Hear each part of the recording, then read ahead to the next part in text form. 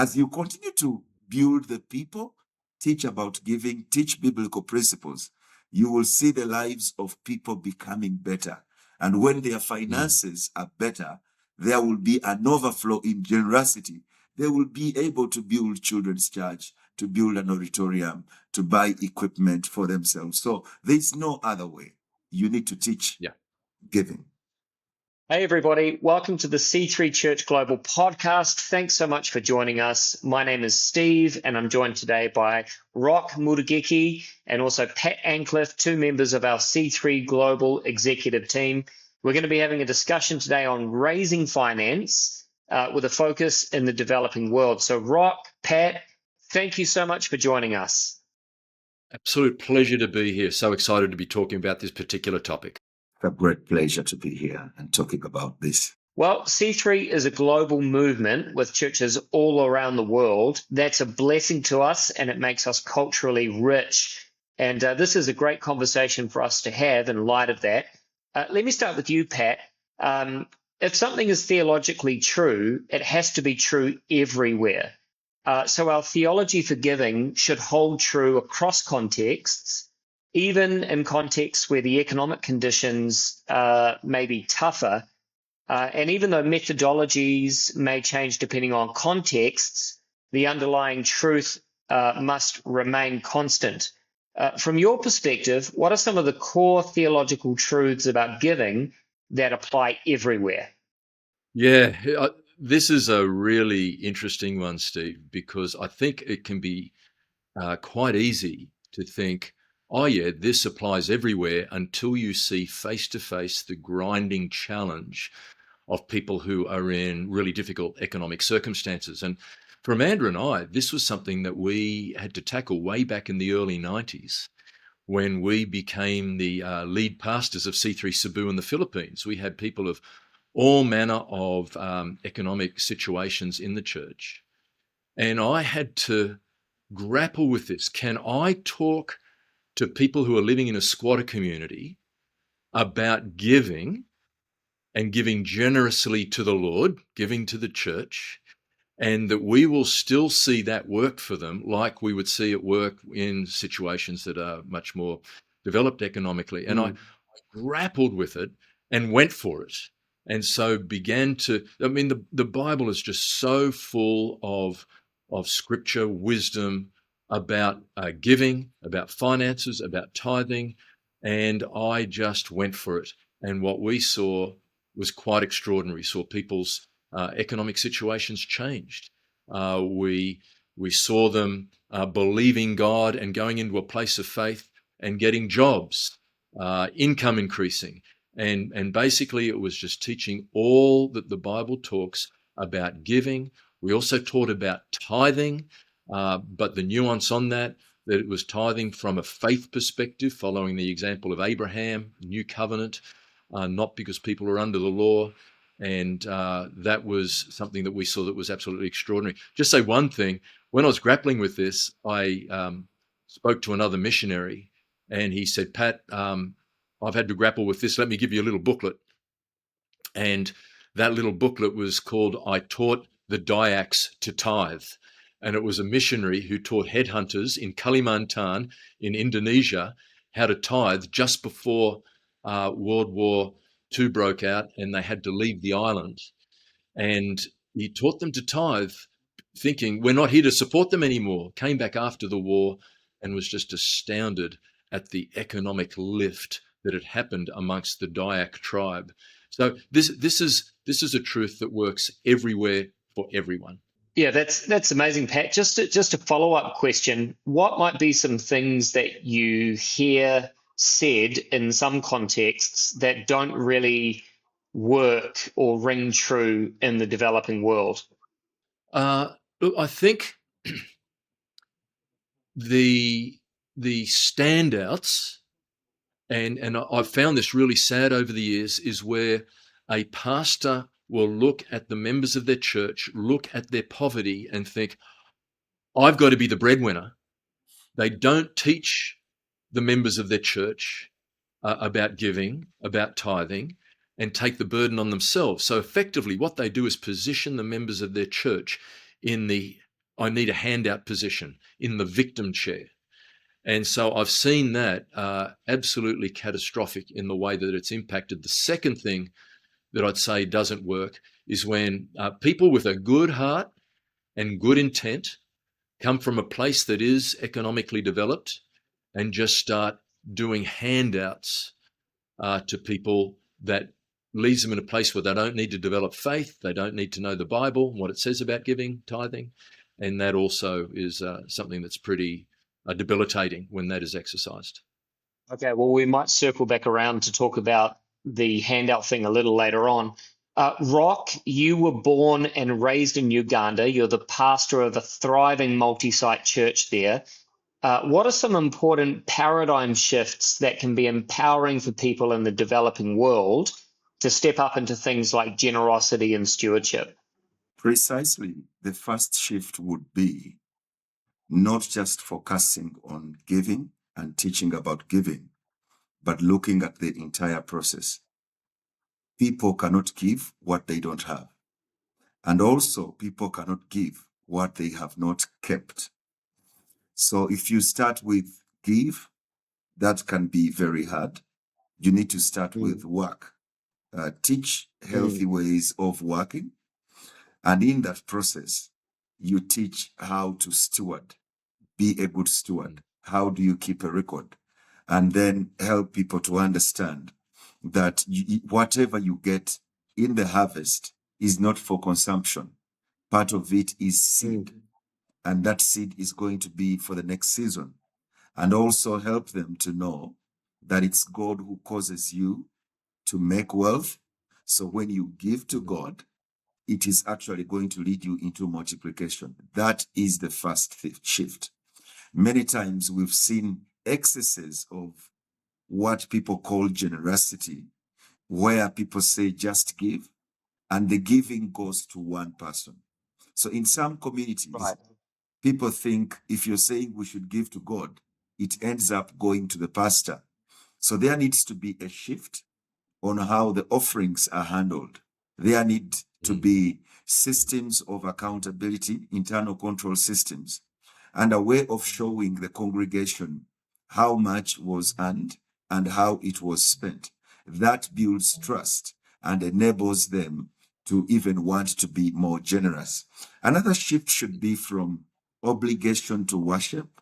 There is always a tendency of people saying, this is my harvest, this is what I have, and it belongs to me. I worked so hard to get it. So no one should ask for anything.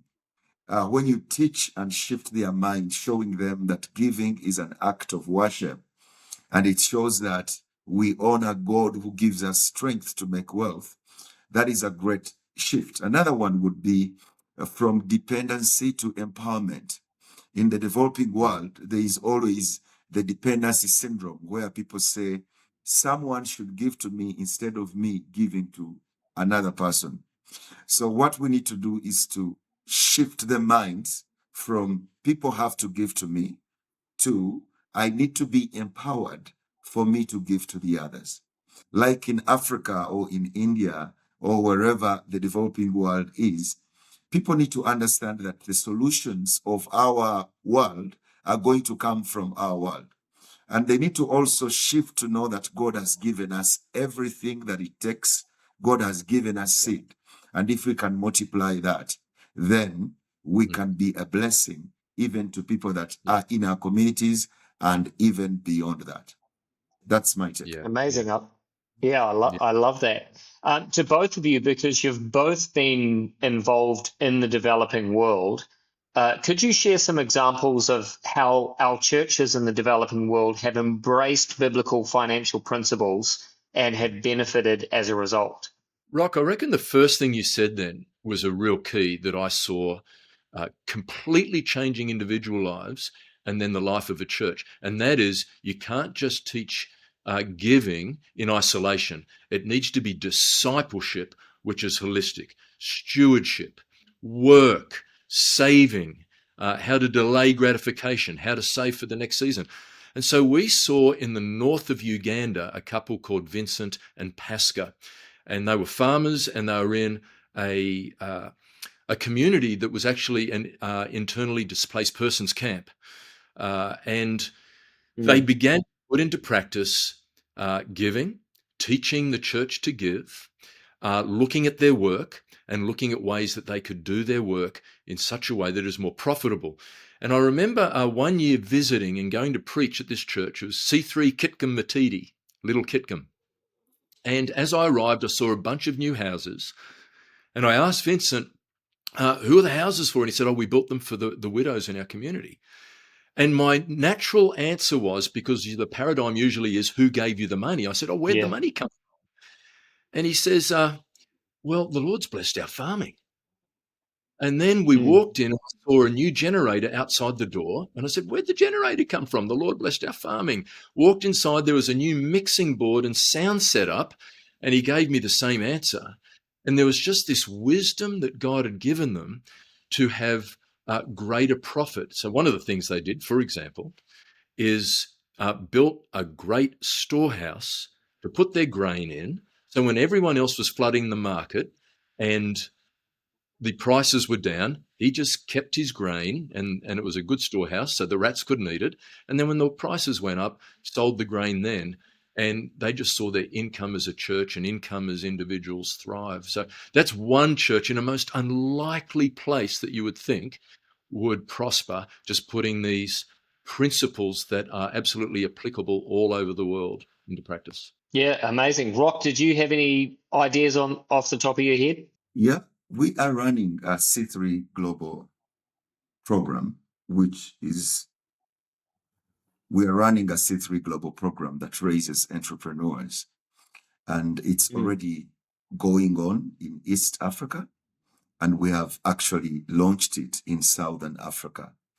So we run it in our churches. It's part of the discipleship program of the church, though it's a distinct program. And we train entrepreneurs. We have a training manual for that. So after training the entrepreneurs, we also start a savings group in the church. So we encourage people to start businesses, and we get mentors for them in these businesses. And then we also encourage them to save. And if they are doing well with their business and they are also saving, they have the opportunity to access seed capital, which we fundraise through C3 Global and through our churches internationally. And this is helping to shift the mindset from handout to hand up. The challenge of overcoming poverty is massive, and you can't deal with it in one go. It takes time. Mm-hmm. So we are shifting from what the other guys are saying. If you give to the man of God, if I bless you, then you will come out of poverty and become rich. So what we are doing is, it's not just a one-day thing. It's not just the laying on of hands. It's a mindset change. You need to study. Yes. You need to learn. You need to be coached, and you need to be mentored. And after that, you need to apply the principles. Applying the right principles over a long period of time is going to help to break the yoke of poverty of our people. And of course, as we teach them how to work, how to save, we are also teaching them how to be generous. And we are seeing a great increase in our tithes and offerings as people bring something and everyone brings something. The churches are getting better. Steve, could I just say about that? There might be pastors watching this and thinking, that just sounds like it takes so long. How can I do this?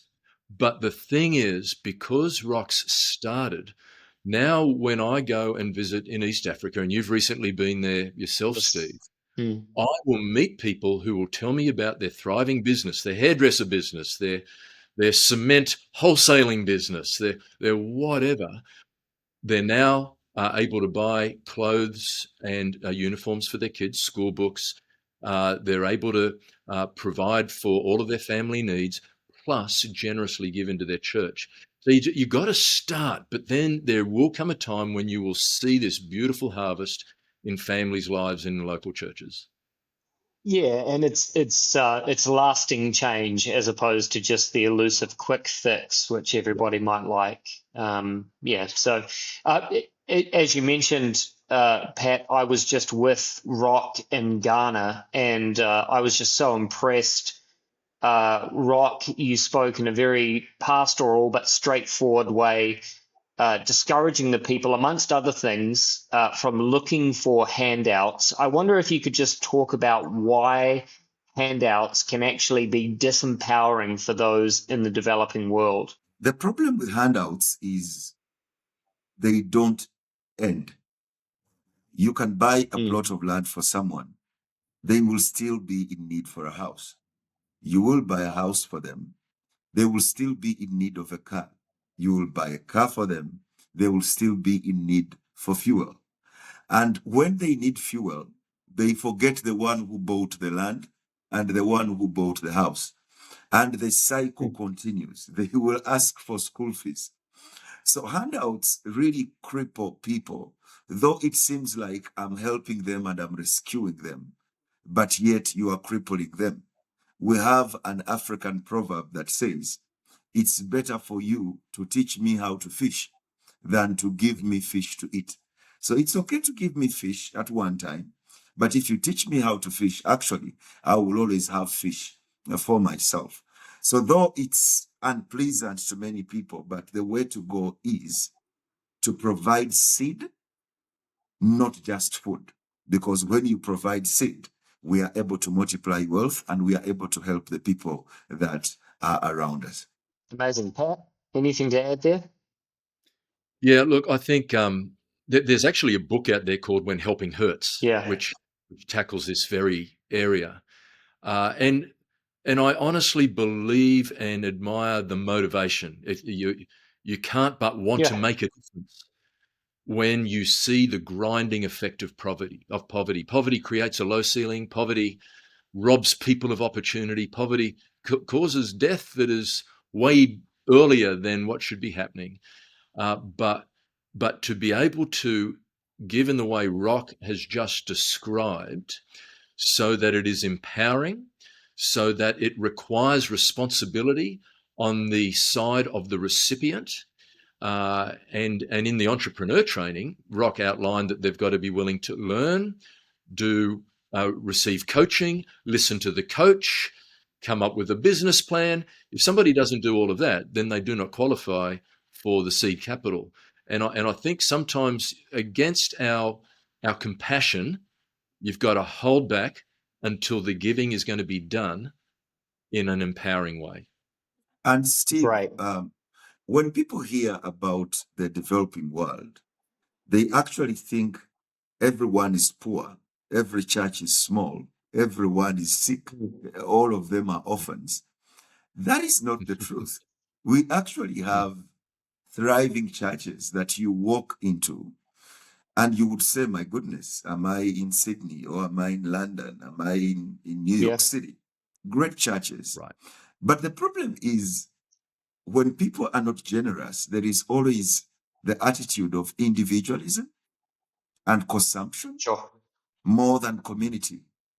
So people Mm. receive handouts and build a massive church, and still they want more. And you don't even look at them looking at the need that is in the neighborhood. So right now, people have a mindset of saying, people coming from the Western world are going to help me, but they don't even look at their rich neighbor in the community or the thriving church in the same community to help them. And that has always been the question. You received help and you've built an amazing church. Why don't you look on to the neighbor that is around you? Why don't you help a neighboring church buy iron sheets? Because you can. So what has happened is people give in these great, incredible churches, but all the wealth goes to one person, like most of our governments. So you are looking at a corrupt government and you are looking at a corrupt church. And if we don't address these things and show people that God has given us enough, we just need someone to boost us up, someone to teach us, and someone to train us to be good stewards, faithful, not to be corrupt. We have a lot of resources, and if we harness them and become generous, we can solve the problem that is in our communities. Right. Yeah, best fix for local problems, local solutions, right? Mhm. Yes. Absolutely. Yeah. Okay, so just coming back to governance, what role does transparency, accountability, good governance play in helping churches to develop good stewardship habits in their communities? And also, just a second question there would be, what might this look like in a context where there's less of a legal requirement for this? Yeah. I think Rock touched on before the absolute essential nature of trust. People will not give to will not give to a situation that they don't trust, to a person they don't trust. Mm. And so all these areas that you just described, okay, so transparency, that people can see what is happening to the giving, accountability, that we said we would give in this area and we're doing what we said, good governance, that we are not wasting what is coming in. This, you really cannot overstate how important it is. And I'd say to any pastors that are listening now, your church will not give and will remain in poverty whilst you do not have set up good governance and the people are giving to you individually as a pastor. You won't be able to teach them about giving because you will always be thinking that my people only think I'm teaching about giving so that I will increase my own personal income. But if the right structures are set up in a church, the right accountability, then you're able to absolutely go for it in bringing what the Word of God says about tithing and giving and stewardship and saving and investing. I mean, there's so much more than just giving in the Word of God. There's all manner of great wisdom. And you can do that and equip your people and do it without reservation. Um, I guess the challenge that you've alluded to is there will be places where it's difficult to use the normal sort of tools, like a bank account. When you're in the village, you might not have access to that. You might not have access to some of the governance is available in the towns and the cities, but you can still take measures to make it accountable and to make it something which people can look at. For example, making sure that two people are counting the money and they are not related to each other, that is recorded, that people are able to look at the records, that it's kept in a safe place. And so there are always things that you can do. And of course, Rock, this is something that he deals with day in, day out in helping some of the more remote communities to be able to do this well. So just because you're not legally required to have good governance and accountability and transparency, you'd still be wise to do so. Absolutely. Yes, we are the Thanks, light. Rock. We are the light of the world. A city built on a hill cannot be hidden. We need to be the ones the government is looking to. We need to be the ones the community is looking to for standard operation procedures. The finances that come to church don't belong to a man of God. They are public funds. So the best way to help our communities to understand how public funds are used should be starting with the church. We should demonstrate that. And we've seen that in our community. We had one of our buildings in Buera, when it came up, people thought that we built it because it was a donation. And many would come and visit us and say, come on, Rock, help us write a project proposal. Tell us how you built the building. And that was an opportunity for us to show them how we raised finances and what we went through to build that building. And as you tell the stories, it becomes very interesting.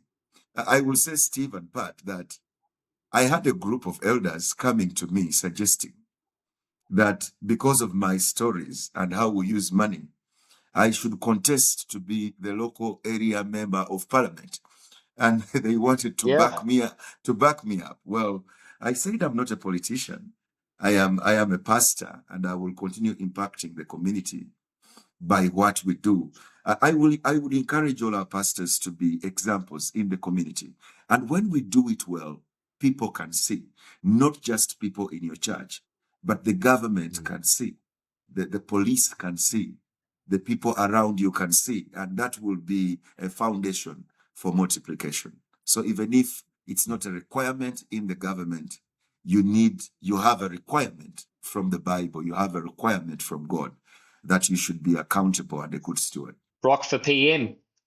Hey, Rock, for church leaders in developing contexts who might feel hesitant to teach giving, what would you say to them to encourage them? I will say, if you don't teach giving, the church is going to be poor, and you also won't get a wage. So who wants not to get a wage? And who wants the church to be poor? You want the church to be better. So you need to teach giving. You need to teach faith. You need to teach stewardship. You need to teach work for your people to be better and for you to be better. It's the only way. The only way we will receive provision is through our teaching. And when people are being discipled and their lives are being transformed, we will be better. When we were building our first building in Buera, the one I was talking about, it took a little longer. And times would come where I would feel, I wish a rich friend would come and just build this up. But in the process, God spoke to me and he said, this is not my building. That seems to be so obvious, but it was not obvious at that time. I seemed like we are building the house of God.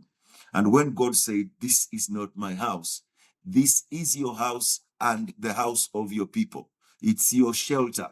And he said, build my house.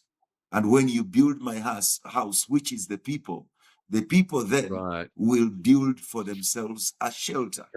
So as you continue to build the people, teach about giving, teach biblical principles, you will see the lives of people becoming better. And when their finances are better, there will be an overflow in generosity. They will be able to build children's church, to build an auditorium, to buy equipment for themselves. So there's no other way. You need to teach giving. Amazing. Thank you, Rock. Pat, any closing words?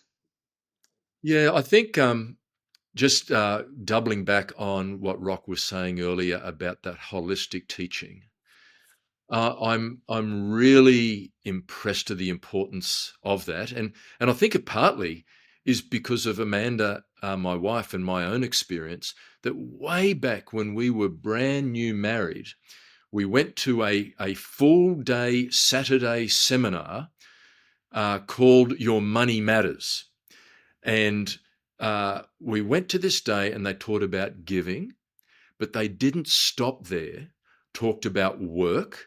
Talked about investing, talked about not going into debt on depreciating items, but it's okay to go into debt on an appreciating item. Talked about not going guarantor for someone else's loan. You know, all these things are really powerfully portrayed in the Bible. Not going for the get-rich-quick scheme.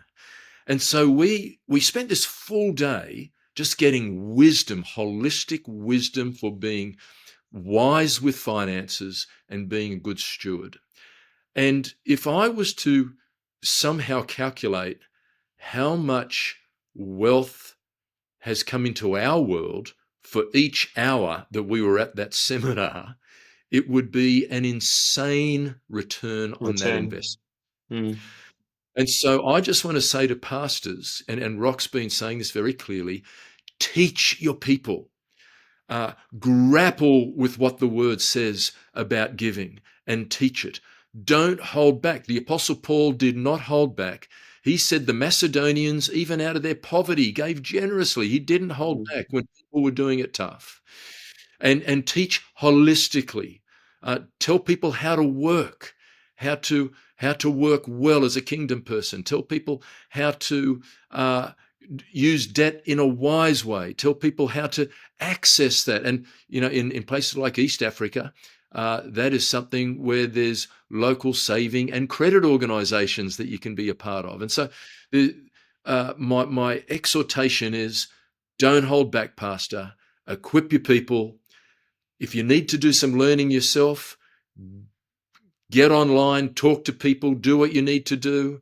Go to a seminar. Go to a seminar. I'll give a couple of plugs. There's a crew in the United States called Generis, and they are a resource for pastors, and they put up a lot of stuff on their website for free, and it's good stuff. You can get free apps on budgeting, and they help you how to do a budget, telling your money where it is to go rather than trying to work out where it went at the end of the week. And so all these things, Pastor, you can access it and you can help your people.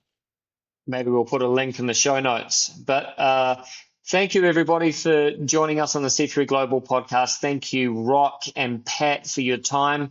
And we'll see you next time, C3 Global.